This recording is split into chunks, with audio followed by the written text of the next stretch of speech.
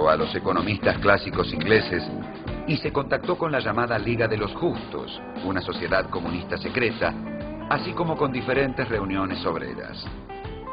Marx encontró gran afinidad entre sus propias opiniones y las doctrinas de los comunistas, que cuestionaban radicalmente al sistema capitalista y proponían la propiedad común de los medios de producción. En esos años escribió sus manuscritos económico-filosóficos, que permanecerían inéditos por casi 90 años. En ese texto, Marx denunció la naturaleza alienada del trabajo bajo el capitalismo, contrastándola con la idea de una sociedad posible en la que los hombres pudieran desarrollarse libremente en un marco de producción cooperativa.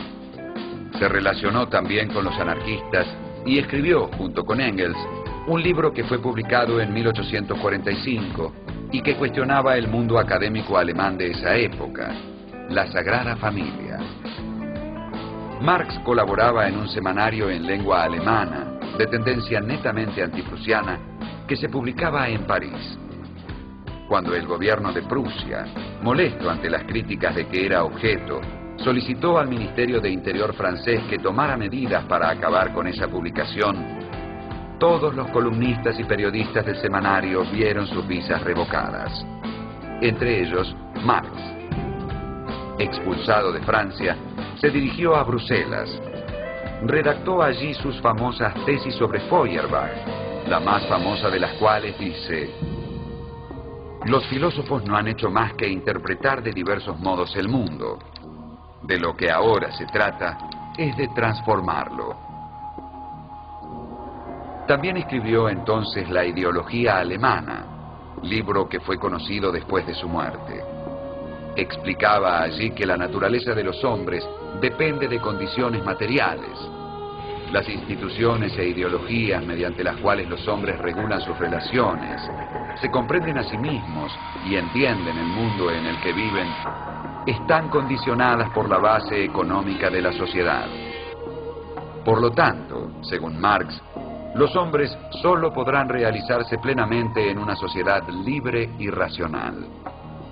Ahora bien, en la sociedad capitalista, grandes sectores de la población son relegados a condiciones inferiores de vida en nombre del principio de la división del trabajo.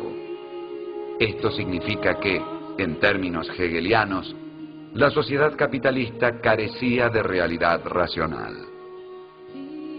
En 1847, Marx dio a conocer su Miseria de la filosofía, obra en la que respondía polémicamente a la filosofía de la miseria del anarquista Pierre-Joseph Proudhon.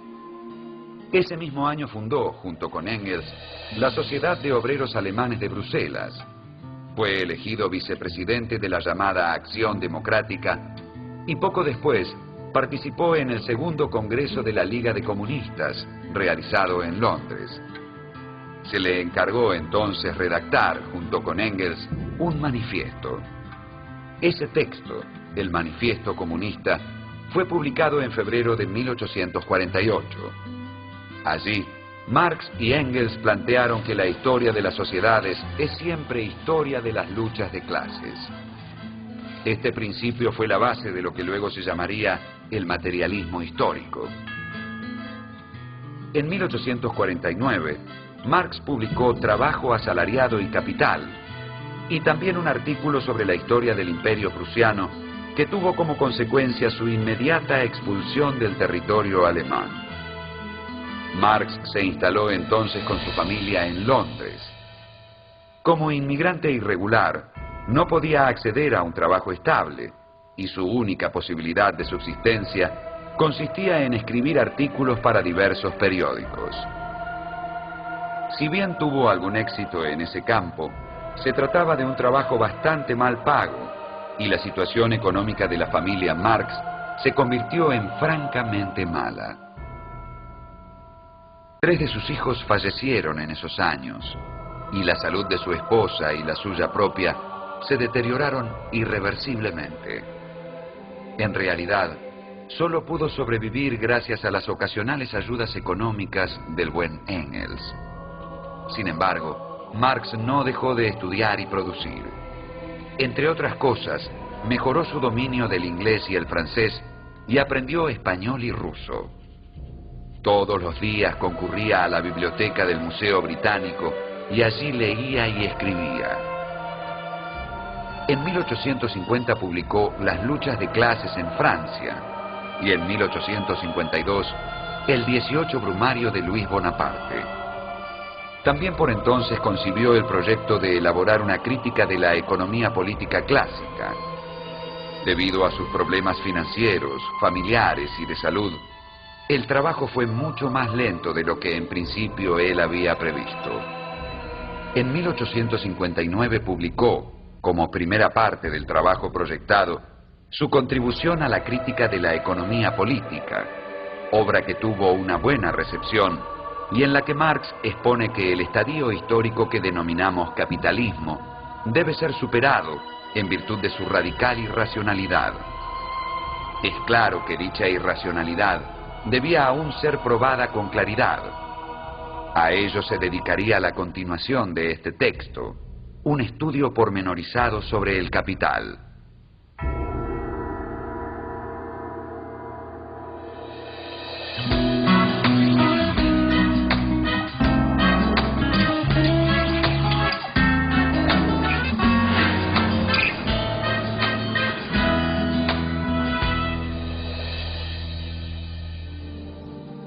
La fuerza de la obra de Marx se centra en un tema económico esencial. Es decir, Marx piensa que los seres humanos que estamos obligados a trabajar para reproducir nuestras sociedades, para obtener los alimentos, el cobijo, la protección que necesitamos y, en fin, para desarrollar nuestra vida en común, los seres humanos, digo, estamos alienados en el sentido de que la mayoría de nosotros no somos verdaderamente dueños de lo que hacemos y de nuestro trabajo. ¿Por qué?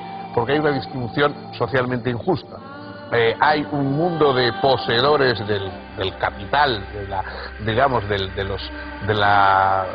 de la masa fundamental económica de una sociedad determinada, que facilitan y aportan el dinero para la producción, para la maquinaria, etcétera, en la que van a trabajar el resto de los miembros de la sociedad, y obtienen ese producto, pero además obtienen una parte excedente de lo que produce esos trabajadores, que en vez de ir a los propios trabajadores que lo han producido, va a los dueños de los medios de producción, de ese capital, de esa acumulación económica, que es la sustancia, digamos, la base de una economía burguesa desarrollada. Es decir, que el dueño del capital obtiene naturalmente lo que ha invertido en el trabajo, en pagar y costear el trabajo de los demás, pero también una plusvalía, una cantidad excedente superior que le permite ir acumulando cada vez más, mientras que los trabajadores nunca llegan a ser dueños plenamente de lo que están haciendo, de lo que están construyendo, etcétera, etcétera. Bueno, esto es una teoría infinitamente mucho más compleja, mucho más rica, que escribió en su gran obra El Capital, y que ha dado lugar a un movimiento histórico. Es decir, el comunismo fue un grupo de personas que poco a poco se fue extendiendo a lo largo de Europa y que causó la revolución en Rusia, etcétera, de gente que piensa que ese capital no debería estar en manos privadas, sino que debería de alguna forma ser dueño todos los trabajadores también de ese excedente que están produciendo, y que eso se debería repartir igualitariamente en la sociedad.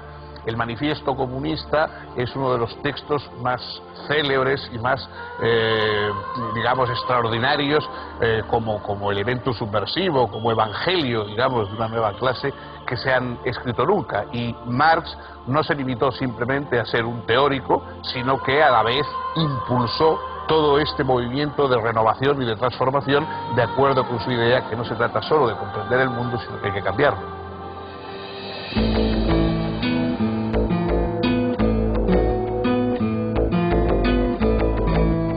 El estudio sobre el capital, proyectado por Marx como continuación de sus contribuciones a la crítica de la economía política publicadas en 1859, se fue demorando por diferentes motivos. Por un lado, Marx dedicó varios años a redactar un voluminoso estudio sobre las diferentes teorías de la plusvalía, o sea, de la ganancia capitalista.